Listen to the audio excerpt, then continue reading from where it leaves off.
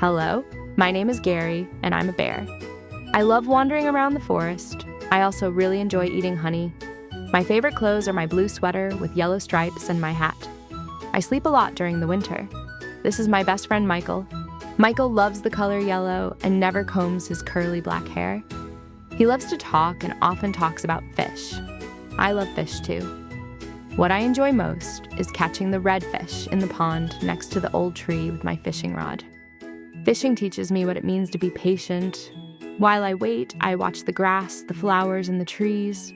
Sometimes the frogs make me laugh. Sometimes I feel sad because I scare the other animals in the forest, though I never mean to. Just because I'm a big bear, some animals get really frightened. The other day, a yellow cat saw me and poof! Its fur stood straight up like a brush. It ran away so fast I could hardly wave hello. One day, a little human saw me and screamed so loud it echoed through the forest. Their hands were shaking and they kept calling, "Mommy, Mommy." I didn't want to scare them, I just wanted to say hello. But I guess my big bear face looked a little too scary. That made me feel sad. I wish they knew I would never hurt anyone. When I told my friends Michael and Chuck, the one who always wears a red hat, about how sad I felt, they didn't really understand. "We're bears," they said. "Of course the other animals are a little scared." That's just how it is. They thought being big and scary wasn't bad at all, but I still wished others could see that I wasn't mean inside. Joe, the blue ghost with a hat, one of the scariest creatures around, agreed with my friends too. He even enjoyed scaring people and animals. To him, fear was something necessary.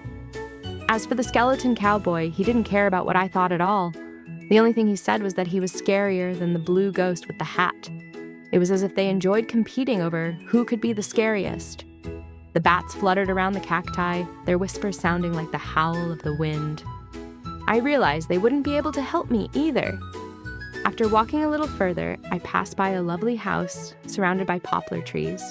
The view of the house looked wonderful, but I didn't go straight toward it because I didn't want to scare the people living inside.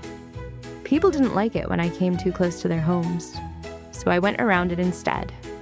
There, just past the house, I came across a sheep who wasn't surprised at all to see me and didn't even seem scared. I felt a bit relieved. If this poor sheep wasn't afraid of me, then maybe the other animals didn't need to be afraid either. I told the wise bluebird about the sheep, the other animals, and my troubles. I complained a little. The bird said it knew someone who had the same problem as me, and that if I wanted, it could tell me where to find them. The one I was looking for was a bat who lived in a mansion. On my way, I came across a gigantic butterfly. It was almost twice my size, and even its spots were as big as a cat's head. I talked with it for a while about the things I had seen along the way. It was already turning into a lovely journey. When I needed to rest along the way, I made a fire in front of a cave. I always enjoyed doing that. Then Chuck came to visit me, and we spent the evening singing songs and telling stories together. Chuck was always good company, but he believed there was no cure for my troubles. The next morning, I met a snake who was feeling grumpy. It had little wings, but they were so tiny it couldn't fly at all. "At least you can walk," the snake hissed. "I have wings, but I still have to crawl like other snakes." It even started complaining about the spots on its back. I smiled, listened for a moment, and then kept walking through the forest. At last, I had found the mansion I was looking for. It looked very scary from the outside. Maybe it was just that I didn't like spider webs. When I finally found the giant bat who had the same problem as me, I was surprised by what it said. The bat gave me one short piece of advice and then flew away. "You can't change how you look," it said, "but you can still like who you are." I thought about that for a long time. Maybe the bat was right. Michael had dressed up as Count Dracula for Halloween and was curious about what I planned to wear.